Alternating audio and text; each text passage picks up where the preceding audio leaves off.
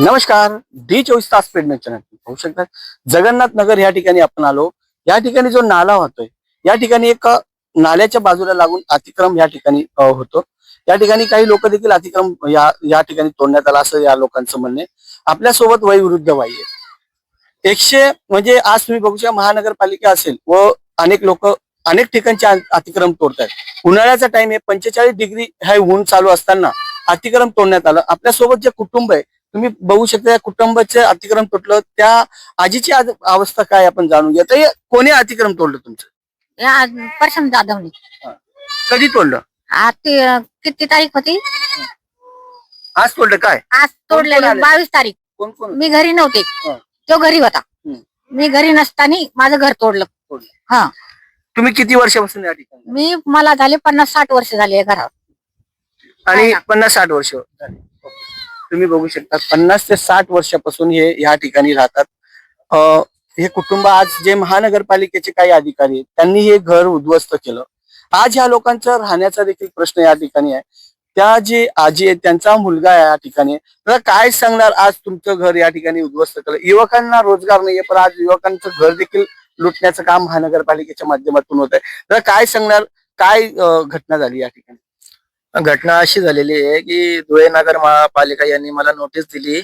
मी घरी नव्हतो. त्यांनी नोटीस घराला लावून चालले गेले आणि गेल्या महिन्यात 30 तारखेला त्यांनी माझं घर तोडलं. त्यानंतर मी घरीच होतो, पण त्यांनी माझ्याकडे पैशांची मागणी केली. पैशांची मागणी अशी केली की मला हे तुमचं घर मी तोडणार नाही, तुमचं घर मी उद्ध्वस्त काही करणार नाही, मला तुम्ही 35 ते 40 हजार रुपयाची रक्कम मला जमा करून द्या.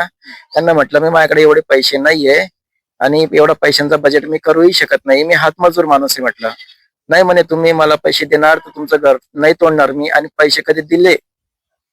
पैशाची मागणी त्या ठिकाणी करण्यात आली असं. तर काय सांगणार, तुम्ही या ठिकाणी किती वर्षापासून भरताय?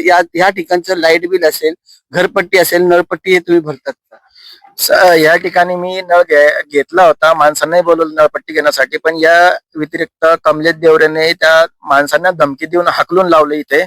आणि मला नगरपालिकेची घरपट्टी सुद्धा आलेली आहे आणि लाईट बिल सुद्धा आहे माझ्याकडे. किती वर्षापासून भरताय? मी लाईट बिल 10-12 वर्षापासून भरतो आहे. तुम्ही या ठिकाणी किती वर्षापासून राहता? मी गेल्या 70 ते 72 सालापासून मी इथं राहतोय. तुम्ही बघू शकता 70 ते 72 वर्षापासून या ठिकाणी हे लोक राहतात आणि यांचं घर या भर उन्हाळ्यामध्ये तुटलंय. आज काही दिवसावर पावसाळा देखील या ठिकाणी आलाय. काही आपल्या सोबत या ठिकाणचे जे हे करण्यात आले लोक. सर काय सांगणार, आज तुम्ही या ठिकाणी आलाय, काय सांगणार? मंडाबाई भाले या कुटुंबावर, बौद्ध कुटुंबावर आज महानगरपालिकेने अतिक्रमणाची जी काही कारवाई केलेली ती पाहणी करण्यासाठी आज आम्ही आलेलो आहोत. आणि पाहणी केल्यानंतर एवढं भर उन्हात हे अतिक्रमण काढण्यात आलेलं आहे. याच्या विरुद्ध आम्ही भीम आर्मी तर्फे नक्कीच पुढची काही कारवाईचा रूपरेषा आखतोय आणि आंदोलनाची. सर काय करणार, त्यांचं लाईट देखील या ठिकाणी काढण्यात आलंय, काय प्रतिक्रिया असेल? असं काय? विद्युत मंडळाने यांना कुठलीही नोटीस न देता जे काही मीटर काढलेलं आहे याच्याविषयी सुद्धा आम्ही मंडळात जाऊन ती तक्रार करणार आहोत. आणि या कुटुंबाच्या पाठीशी भीम आर्मी पूर्ण ताकदीने उभे राहील आणि याच्या पुढचे आम्ही कारवाई करण्याची. तुम्ही बघू शकता आज एका वयोवृद्ध महिला आणि तिचा जे जवान मुलगा, आज त्यांचा हा संसार उद्ध्वस्त या ठिकाणी झालाय. महानगरपालिकेचे जे कर्मचारी अधिकारी आहेत त्यांनी कुठलाच विचार न करता त्यांना पर्यायी जागा देखील दिली नाही.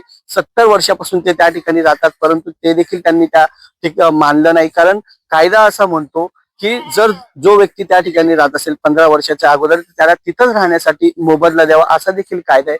पण महानगरपालिकेत धुळेला नेमकं झालं काय?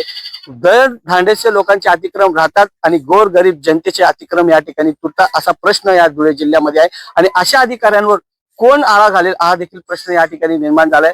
जर हा प्रश्न या ठिकाणी थांबला नाही तर सर्वसामान्य जनता ही या लोकांना आपली जागा दाखवल्याशिवाय राहणार नाही, असा देखील भूमिका या माध्यमातून या ठिकाणी निर्माण होत आहे. कॅमेरामॅन निलेश डोलेसह डी 24 तास चॅनल. जय हिंद, जय महाराष्ट्र.